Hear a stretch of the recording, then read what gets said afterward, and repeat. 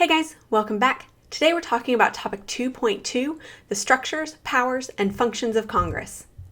In this lesson, you're going to learn the basic policymaking process, how the differences of each chamber affect the policymaking process, and the federal budget process. So let's get started. The first step in the legislative process is to draft or write the bill. In this step, anyone can come up with and write a bill that they believe would make a good law. Every bill must have certain sections with it, including a title, sponsors, a purpose, and sometimes most importantly, the financial impact, or really what the bill is going to cost the taxpayers. Anyone can draft a bill. Once a bill gets to the second step, however, it needs a member of either the House of Representatives or the Senate to sponsor the bill in order to introduce it to their representative chamber. A bill can start in either chamber, but let's imagine that we're going to start a bill in the House of Representatives. Since we're starting in the House of Representatives, step 2 is for the bill to be introduced to the House. For this to happen, a representative will take a physical copy of the bill down to the front of the chamber and place it in what is called the hopper that is located on the clerk's desk. You can see a picture of the hopper here on the slide. Once placed in the hopper, the clerk will then review the bill and assign it a number, in order of when it was received. The number for a House bill will be formatted HR and then a 4-digit number. HR stands for House Resolution. Following this step, all bills are referred to as resolutions. Once the clerk has assigned the resolution a number, he or she hands it to the Speaker of the House. The Speaker of the House will then decide which committee or committees will be responsible for the bill. In step 3, the bill is reviewed by a committee. In the House, bills can be reviewed by one committee or multiple committees. Depending on what the Speaker decides, if it's multiple committees, it can go through those committees either concurrently or consecutively. But the longer a bill takes, the less likely it is to make it out of the committee process at all. In fact, 90% of bills never make it out of committee. In this regard, the Speaker of the House holds a ton of power over what bills will actually make it to the floor of the House. In committee, members of the committee will debate and mark up a bill, or really make changes that they want to see made to the bill. Once they have done that, the committee will vote on the bill. It takes a simple majority for the bill to move on to the next step in the process. Step 4 is for the committee to report the bill back to the full chamber. In the House of Representatives, the bill must go through the Rules Committee in order to be scheduled for a vote from the full chamber. The Rules Committee holds a lot of power because they can choose to impose special rules on a bill. These rules can limit the length of debate and can limit the types of amendments that can be added to a bill. Step 5 is for the full chamber to debate the bill and vote on it. Most of the time, debate in the House of Representatives is limited due to the number of members in the chamber. Once fully debated, the chamber puts the bill to a vote. A simple majority, again, is required for the bill to move on. Once passed in the House, the bill can move on to the Senate. In the Senate, in order for a bill to be introduced, a senator must be recognized by the presiding officer in the morning hour to present the bill. So whatever they decide the morning hour is that day. If it is a bill coming from the House of Representatives, it will retain its House number, including the HR. If the bill is being originally introduced in the Senate, it is assigned a number beginning with SR, or Senate Resolution, followed by the 4 digits. The next step is to be assigned to a committee. In the Senate, a bill is only assigned to one committee who holds jurisdiction over the contents of the bill. The Senate committee will debate and mark up the bill and then put it to a vote. A simple majority is required for the bill to move out of a Senate committee. Once out of committee, the bill can be reported to the floor of the Senate. Once on the floor, senators can debate the bill for an unlimited amount of time unless a cloture vote is taken. Cloture is a vote to stop all debate on a bill, and it requires 60 votes. This is especially helpful if a senator decides to filibuster a bill or really talk a bill to death. There are specific rules to a filibuster, which we'll learn about in just a moment. Once all debate has ceased, though, a vote can be taken. A simple majority is required to move a bill forward at this point. Bills often go through changes as they make their way through each chamber. In order to iron out the differences, members of both chambers come together in what's called a conference committee. Once the committee comes to an agreement, the committee prepares a conference report that then goes to each chamber for approval. Finally, the bill can be sent to the president. The president has a choice between 3 different actions once a bill reaches his desk. He can veto or send the bill back to Congress, who can then overturn the veto with a 2/3 majority vote of each chamber. It doesn't happen very often. He can do a pocket veto. This occurs if Congress adjourns within 10 days after the bill going to the president's desk. After 10 days, if the president doesn't sign it and doesn't veto it, it just doesn't become a law. Or he can sign it, which it then automatically becomes a law. There is some more legislative terminology that is good to know for the process. The first being pork barrel legislation. This is associated with government fat and waste, the pork barrel. Having federal funds pay for a particular project in a representative's home district, or having a personal interest, or really it's thinking about it in bringing home the bacon. There's also log rolling. This is when congresspeople exchange votes on legislation with other congresspeople. So if I'm a Republican and I want somebody on the Democratic side to vote for my bill, I might say, hey, I'll vote for your bill if you vote for mine. That's called log rolling. Germane and rider are related to amendments that can be added to a bill. A germane amendment is one that is directly related to the bill. In the House of Representatives, any amendments that are added have to be germane. Riders, on the other hand, which can only happen in the Senate, are amendments that are completely unrelated to the bill. A lot of times, this can end up being where a lot of that pork barrel ends up coming in. And then, of course, you've got earmarks. Now, earmarks mean they're good or bad.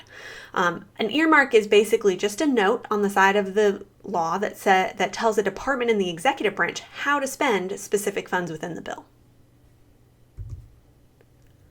We talked a lot about committees when we were talking about the legislative process, so let's talk a little bit about the different types of committees that exist within Congress. The first are standing committees, and these are focused on a particular subject and are authorized under the rules of their particular houses. Joint committees are where members from both the House of Representatives and the Senate are on the committee. A conference committee is technically a joint committee. There are temporary or select committees, which are formed by individual houses or jointly for specific purposes. So, for example, there was a committee on energy independence and global warming. Conference committees, which we talked a little bit about, but these are formed to reconcile the differences in bills that have passed both chambers. And then there's caucuses. Now, caucuses aren't officially committees, but they're more like cliques that are oriented around a particular belief or idea. There are party caucuses, one for each party. There are ideological caucuses. For example, there is one for progressive Democrats, there's one for moderate Republicans, and anywhere in between. There are racial and ethnic caucuses, like the Black Caucus or the Hispanic Caucus. There's the LGBTQ caucus, and even interest group caucuses, like the Congressional Bike Caucus, which supports cycling. There are some rules within committees, so the majority party always has more people on a committee so that they can control the flow of legislation. The majority leader in the Senate and the Speaker of the House get to choose who is on the committee. The chairman of the committee is always from the majority party, and the ranking member is always the highest ranking person of the minority party within the committee. Some important committees that you should probably know about include the Ways and Means Committee in the House. This is actually the oldest committee in Congress, and it's the Chief Tax Writing Committee. They hold a lot of power. Then there's the House Judiciary Committee, which is the second oldest committee in Congress, and it has jurisdiction over all proposed amendments to the Constitution and oversees the Justice Department. And then there's the Senate Judiciary Committee, which oversees the approval process for many of the nominations by the president, including all judges and justices, the Attorney General, and the Secretaries of Commerce and Homeland Security. Both chambers rely on committees to conduct hearings and debate different bills under consideration. However, their different constitutional responsibilities and chamber-specific rules affect the policymaking process. So, for example, in the House of Representatives, they will sometimes call the Committee of the Whole, which is really just the full chamber. Now, anymore, the Committee of the Whole is typically not called unless it's for the State of the Union. In the House of Representatives, you can also have a discharge position, which forces a bill out of committee by a majority of House of Representatives signatures. This really forces the hand of a committee chairperson who does not want to allow a bill to leave their committee. In the Senate, you're going to have more informal debate than you do in the House, and that's specifically just because of the difference in size between the two chambers. In a chamber of almost 500 people, you're not going to be able to have as much debate as you are in a chamber of just 100 people. In the Senate, you can filibuster. And we said before that a filibuster is talking a bill to death. What this means is that any senator who does not want a bill to pass, does not even want a bill to have a vote taken on it, can stand up and speak for as long as they want, or as long as they can. Until that senator decides that they are done, a vote cannot be taken unless a cloture motion is made by at least 60 other senators. Filibuster rules say that for a filibuster to count, the senator must stand the entire time, they cannot leave the floor of the Senate, and they cannot stop talking. Now, think about those three rules. The longest filibuster that has ever occurred was Strom Thurmond when he was opposing the Civil Rights Act. He spoke for just over 24 hours, and he could not leave the floor of the Senate, even to eat or use the restroom. The budget is a huge job of Congress. If they do not pass a budget each year, then the government will completely shut down. This specifically is started by the executive branch. So a lot of what will happen is the executive branch will come up with a proposal saying, hey, this is what we need this year. That proposal comes from the OMB, or Office of Management and Budget.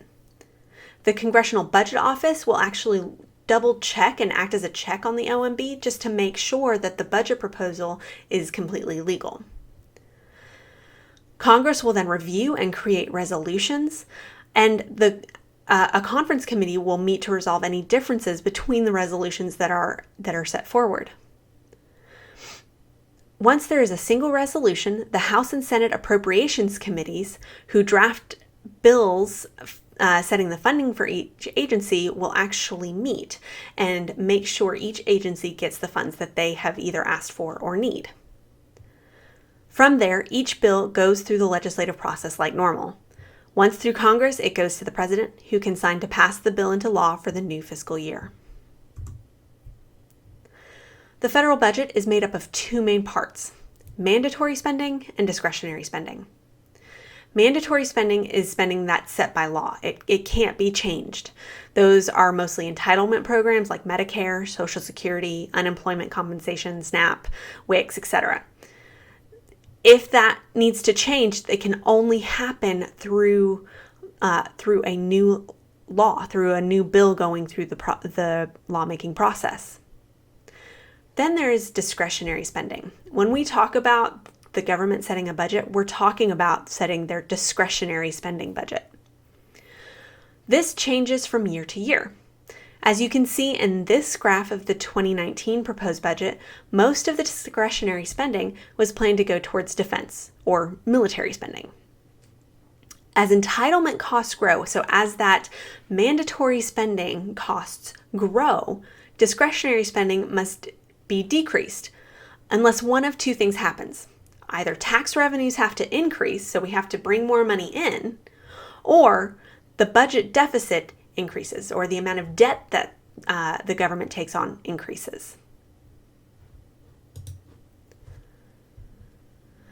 So where does the money that the government spends come from? Well, it comes from taxes. It comes from tax revenues. And so there's different types of taxes. There's individual income taxes, which everybody pays, and there's different rates depending on your tax bracket and your marital status. It comes from payroll taxes, which are paid for by employers. Corporate taxes, which are paid by businesses on profits that they make. Excises, which are taxes on particular products like airline tickets, alcohol, and cigarettes. And then, of course, tariffs, or a tax on imports. So, what do you notice between the spending versus the revenues? Notice it now? The spending in the 2019 federal budget proposal is more than the revenues that are supposed to be brought in. This means that the government would be on the deficit side. They are spending more than they are bringing in. If it was the other way around, it would be called a surplus, which is when the revenue that's being brought in is more than the spending. So, in this lesson, you should have learned the basic policymaking process, how the differences of each chamber affect the policymaking process, and the federal budget process. If there's anything you missed, go back now and rewatch that portion of the video. Then, go ahead and answer the summarizing question in your notes so that you can get a stamp the next time we're in class. All right, guys, we'll see you later. Bye.